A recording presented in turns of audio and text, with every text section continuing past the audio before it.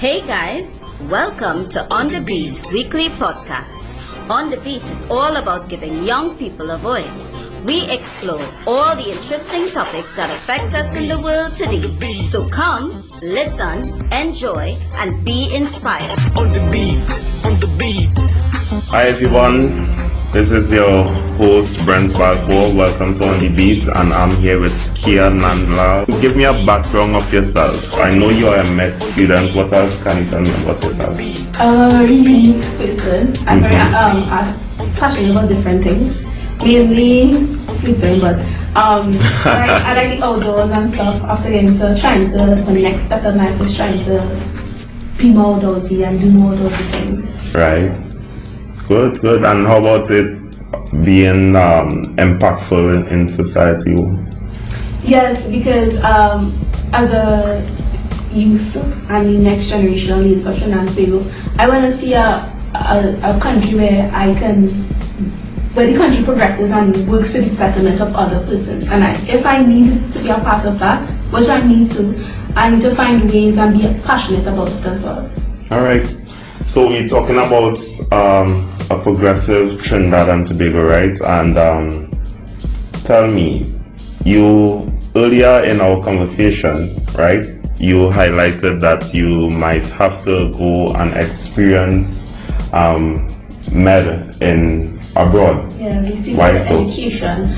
Because currently Trinidad and Tobago doesn't have the resources that can facilitate my expository learning that the country would need.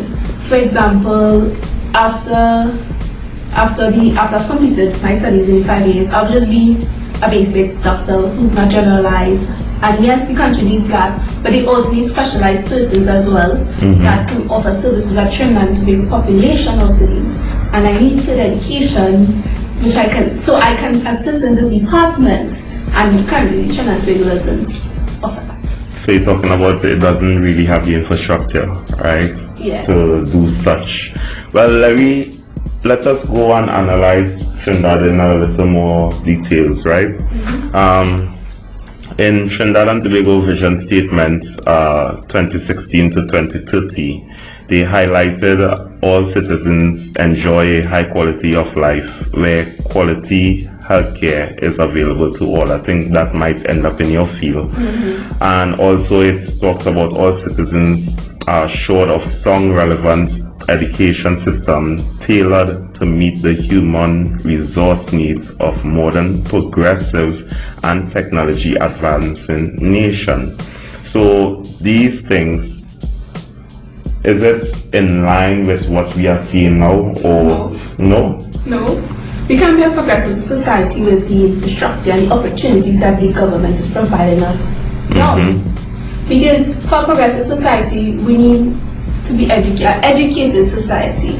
If we are not educated, we can't progress, things can't happen. So if we are not given the opportunities to be educated, education of the sense of just academics, education in the sense of vocational studies as well, because vocational studies is needed in Trinidad and Tobago. Because who can the buildings that we need? And if the government isn't providing this, how can we now say that Trinidad and Tobago could build towards a progressive society in 2030, when currently in 2030 we are not even actively striving to have these things be implemented to have it in 2030? Well, I guess they highlighted that right now Trinidad and Tobago is not progressive, because in the same document, which is for the vision of Trinidad and Tobago, they highlighted it's one of the main challenges is to reverse the non-progressive values, attitudes and behaviors such as low productivity and poor work ethics, right? And one of the themes they want to aim for is nurturing that right now Trinidad and Tobago is non-progressive. Well, they highlighted that in their analysis, but they are going towards trying to be progressive, trying to nurture that their greatest resources. Asset. Yeah. Okay. What is our greatest resources? Asset is the citizens of Trinidad and Tobago. These are people who like to work and bring money into the country, and they are not nurturing us to the capacity that we need to be nurtured in order to have a progressive society. So you can't say that you want to nurture something. You need to plant the seed somewhere. And quite frankly, they haven't really planted. Well, they probably planted, there wasn't water in it or anything. Because, yes, you can't expect, again, if you're not getting motivation to do something by your own government, why should I do it? And even if I go and do it, and elsewhere and come back, and you're not providing me the opportunities to utilize it, then why should I come back here to the society and where I'm not appreciated, the things that I have are not appreciated? I understand, because technically we tend to outsource a lot of stuff. Exactly. We had a lot of resources and now we are outsourcing resources. Is this progressive or regressive? I cannot be littling the citizen of Trinidad because you're trying to say that what I have not good enough. And what I have is what you give me. So if what you give me is not enough, therefore you fall short somewhere along the line. So again, and in addition to that, if that gives me no encouragement to utilize my skills here, therefore if opportunity elsewhere arises, and which it does arise, I will happily take it immediately and go ahead because I am appreciated elsewhere. Well, let's talk about the culture a little bit, because the manifesto talks about changing the attitudes and behaviors, the culture of Trinidad and Tobago. Is it possible to change that culture to embrace this new way? Way back when the Spanish and the British was here, they had a lot of corruption, they didn't follow rules. That kind of thing still stands in today's society. Yeah. Our government is corrupt. They can't do that. People don't follow rules in Trinidad and Tobago. They are avid rule breakers. So yes, if the government, because these things stem from the government, corruption and rule breaking, these things stem from the government. If the government or even persons who influence society try to break these things and become like role models and things that we can emulate, yes, Trinidad and Tobago population can change, culture can change. Because this is part of their national development strategy, right? Which is citizens are urged to take personal responsibility for adopting positive nation building values and behaviors such as hard work, productivity, civic values, and respect for the rule of law. But are the persons who are in charge doing these things? No. Therefore, I get some encouragement to do that as well. If you can do it, why can't do it? So it's stemmed from above. Yeah. If you see like your parent doing something, would you emulate that? It comes back to simple, basic thing. I came across an article from last year that talks about, in the voting scheme of things, right, that the parties of Trinidad and Tobago haven't really taken consideration the young people, right?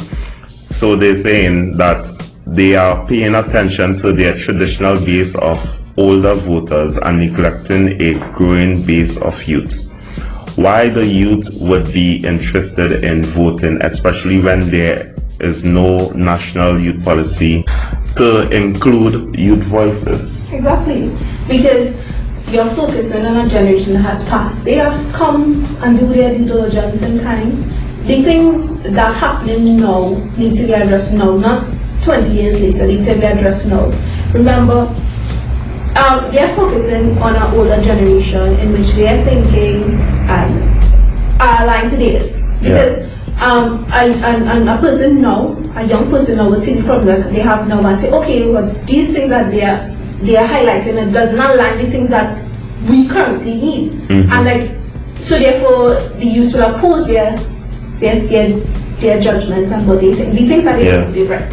And in comparison, the older persons, they fall aligned to it because they belong to the same generation thinking. Yeah. So therefore, that's why they focus on it, they know that these people will have their back at the end of the day. True.